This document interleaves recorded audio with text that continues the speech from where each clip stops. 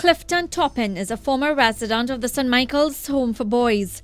He tells us that his mother sent him to the home after he was repeatedly getting in trouble. He says he has turned around his life since then and has now started his own business, which includes power washing and landscaping services.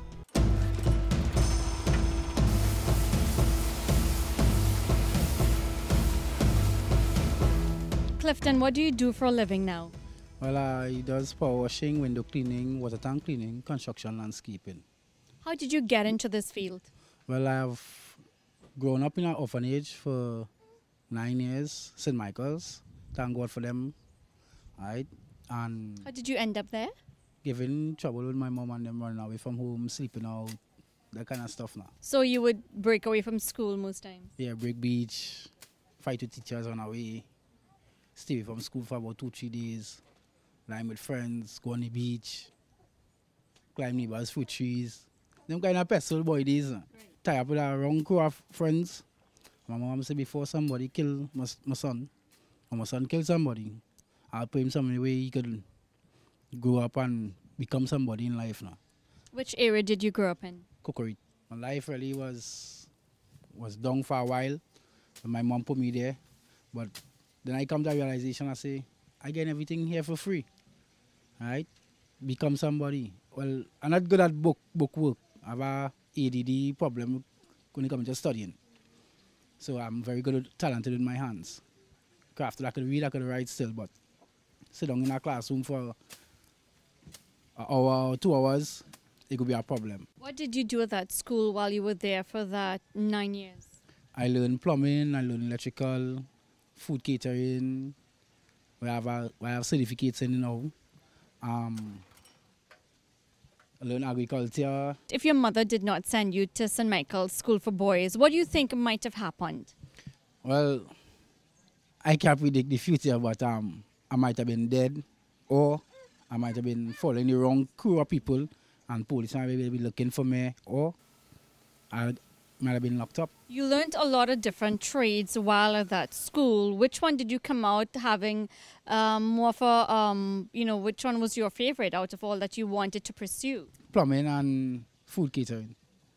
And you did work in food business for a bit? Yes. What did you do? I ran a kitchen for a few months. You started your own business now. How is that going so far? Well, before I started my business, I started doing this business with a company called Spencer's. Right? Thanks to Spencer, he trained me this trade, teach me this trade. As I know opening the market, it is very tough because of the downfall of the economy and people in hiring people to do jobs as much as before. Why you got into power washing? Because I seen around our country, it have places need cleaning up, upliftment, right? And to see a company, somebody going to do this, like somebody home or somebody business place, and they're charging $200,000 or $300,000 to do this, and causing a whole week to do the job, and I could come and do this in about 2 days, 3 days, less time and for less money. How are you managing during this economic downturn? Are you able to get jobs and are you able to take care of your family? Well, right now jobs, it's hard to get right now. How many children do you have? In all? You really want to know in all? 13. 13 children. 11 girls, 2 boys. Alright. I have 4 live here with me. I have 1 in Belmont and I have 4 twins in the States. How are you able to take care of all those children? Well, the ones abroad, their mom have everything. But the ones who live with you now, how are you managing with them? It's hard, but by the grace of God, I get you. All your children, are they going to school? I have 2 going to school here right now. My next daughter is in Belmont. She is going to Serval just now. My son right now, he's home because we didn't have enough money to pay the preschool to send him to school. So his mom just give him the tutoring at home. Given the crime situation in the country, you have a lot of youths that are getting involved in bad company. You've been in that position just years ago. What advice would you give to those youths who might be getting involved in bad company? Well, first to begin, you can only take the horse to the river, but you can't make it drink. All right? You can assist those who willing to assist themselves. But to the youths on them, guys, crime doesn't pay. You ended up at the St. Michael's School for Boys because of your mom. How do you feel? At that time, you might not have welcomed her decision. But looking back now, how do you feel about her now and the decisions that she made for you?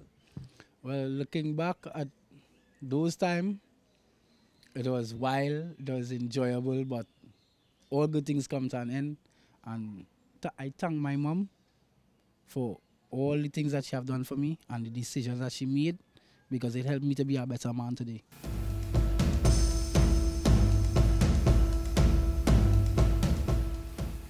Anthony, given the crime situation in the country, it's quite inspirational to hear the story of Clifton Toppin, how his mother saved him from a possible life of crime. You never know what could have happened now if he did not go to the St. Michael Home for Boys, and now he has his own business. Clifton certainly is an inspiration for the young men in this country who are doing the wrong things. Yes, and it would be great if other families do the same thing. If you've seen your loved ones getting involved in criminal activities or bad things, make a decision now before it gets worse. Tough Love worked in Clifton's case. Yes, and I'm sure it will work in other cases as well. Other cases as well, yes. In your interview with the chairman of TSTT, Emil Elias, it's 2 years now since Cable and Wireless still remains in the picture with their 49% stake. So I think the issue there is, will Cable and Wireless and or Flow be allowed to get a third license, a third telecom license in this country if Cable and Wireless Communications holds on to the 49% stake? I think that's the key issue. We'll have to see how that plays out. Well, thank you so much for watching this week's episode of Money Matters. I'm Judy Kanhai. And I'm Anthony Wilson. Thank you for joining us. Good evening.